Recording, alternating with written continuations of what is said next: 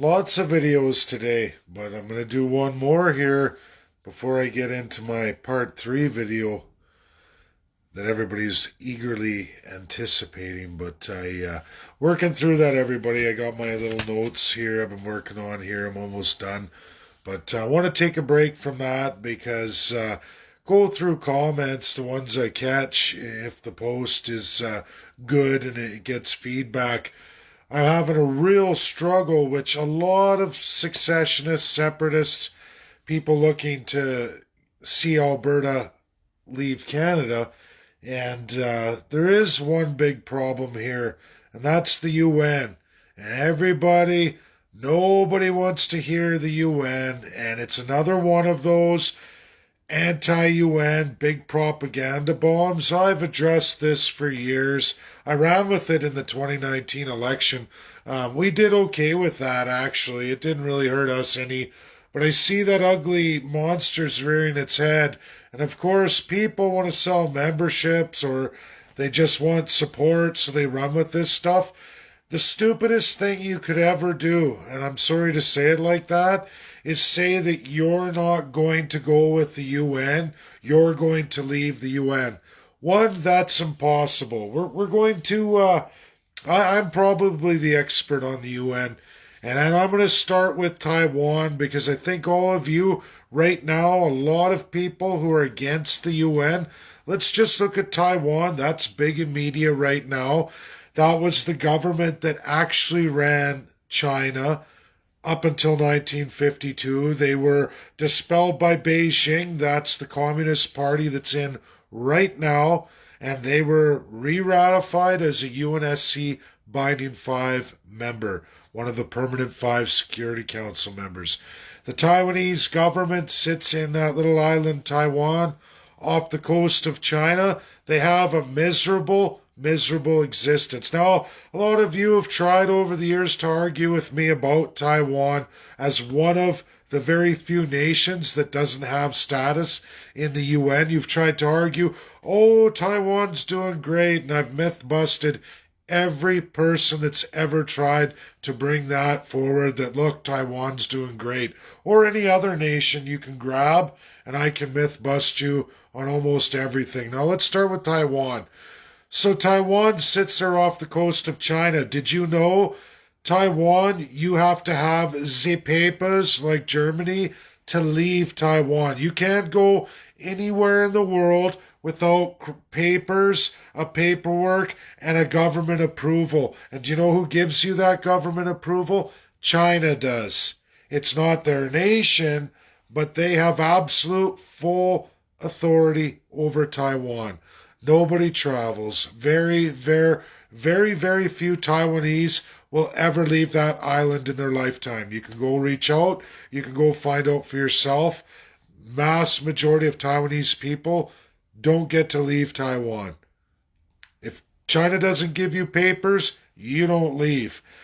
Everything Taiwan trades, they're real good at manufacturing. They work real hard. That's right. A lot of products you buy today say made in China. They're actually made in Taiwan.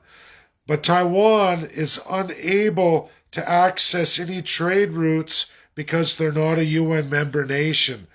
China is their authority on trading to any other country in the world. That is a fact.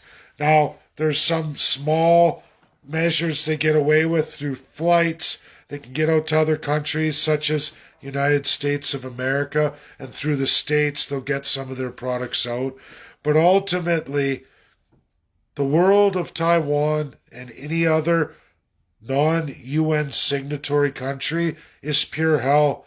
Taiwan is a relative success story if you like the idea of being restricted to your little place in the world and having absolutely zero human rights on the world stage. And in fact, anything that China does to Taiwan, there's literally outside of the USA, nothing nobody else can do about it. That's what happens when you're not in the UN. You don't get the law of sovereignty. You don't get to have any international relations whatsoever. And any country strong enough to oppress you can oppress you. Now, Let's talk about Alberta. We leave. Oh, we're not going to be in the UN. How fast do you think we're going to get torn apart? The states will move right in. Canada would move right in. Many nations that are already doing business with us would just move right in. Do whatever they want. There's absolutely nothing you can do about it because there's no laws protecting you. There's none. Geneva doesn't no longer apply. And if you don't know what that is, go read it. Rules of war no longer apply. If you don't believe me, look at all the countries right now that are not in the UN, even observers. It's not good. People will talk about, well, it could be a protectorate or a territory of another nation. Guess what? You're subject to all their administrations of trade. You're basically saying you don't want any kind of sovereignty. You want to give that to somebody else, and they will administer everything you could do for yourself because you're just going to allow somebody else to do it. And whatever those rules or financial obligations are, that's your problem. Rise up, revolt. That's what you get. This is the reality of not being a UN member state. I don't care what anyone says, they're just lying to you. There is absolutely no leaving Canada or succeeding, separating, building a nation without going through that UN and, in fact, applying to join it. Now, people say, well, what about all the crappy laws that are approved, like we have in Canada right now? You're going to find, everybody, your politicians are the boogeyman, not the UN. The UN General Assembly and the UN itself is made up of 70% civil law socialists or pure dictators. Unfortunately, that's the world. And it's also a majority of the world. It is up to the law of sovereignty as you people, we the people, to come up with a viable constitution that puts in place protections against our politicians unilaterally deciding after an election to sign you on to non-binding agreements, meaning they were presented by 70% of the civil law socialists. But many other nations said, no, we're not going to do it. And because of the law of sovereignty, they don't have to, and nobody can make them. The problem is, your politicians say, hey, you know what? These guys promised me a nice island retreat, shares in this foreign company. Boy, oh boy, let me sign on. Look at the Trudeau Foundation. Harper's greasy on it. Jason Kenney is even worse than than Stephen Harper. Jason Kenney's made about 4 times as much money on the foreign deals than Stephen Harper ever did, but that was Jason's ministry. And he continues to do it to Alberta today. He's made these interpersonal relationships with sovereign dictators or civil law socialist countries part of this global reset you all hate, but the reality is it's your politicians doing it to you because you don't have the strength of a constitution to put your politicians in check, and there's zero accountability in Canada or any province because of our system. This is why these things get bound to you. Now, we can't change 70% of the world, but you can change how you're going to work inside that world. You get to set up the rules in the law of sovereignty in the UN to be administered as how you like it.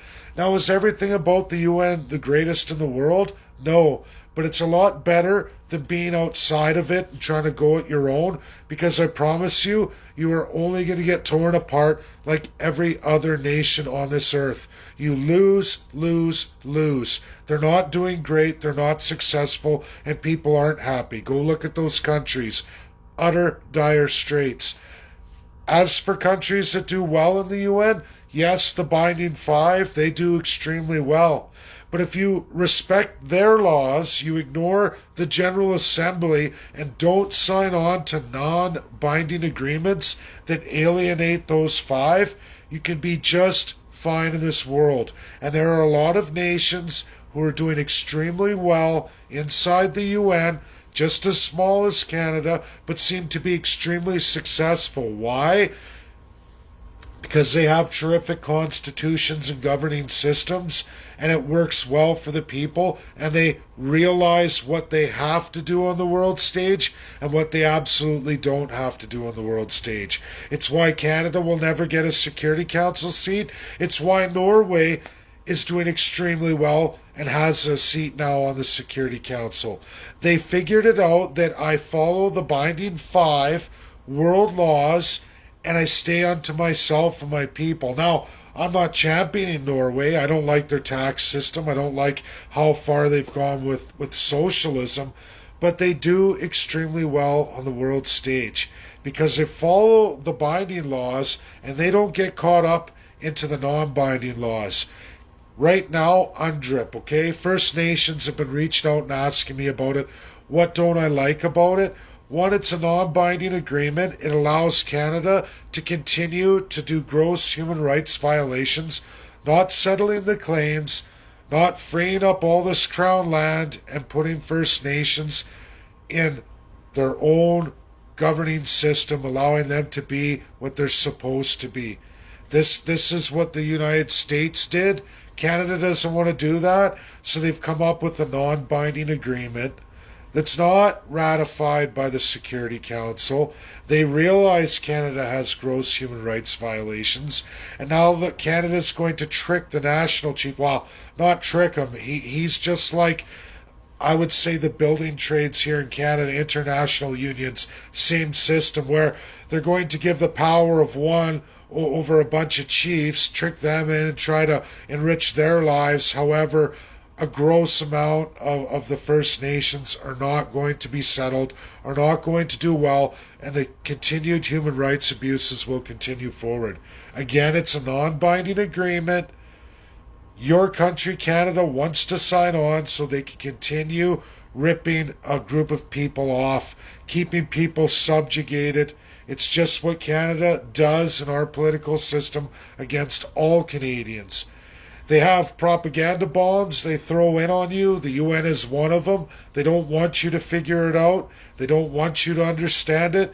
Because if you're fearful of it, if they have a UN boogeyman and they can get people anti-UN like other anti-groups all over the place, they can divide the people, they can manipulate the masses, and they can continue doing exactly what they've been doing for over 150 years. This is reality. The UN is just one of them. The UN is only a boogeyman if you, the people of Canada, or you, the people of Alberta, do succeed. They're only a boogeyman if you constitutionally mandate your system of government to make them a boogeyman. Stick with binding laws. They're actually very, very good.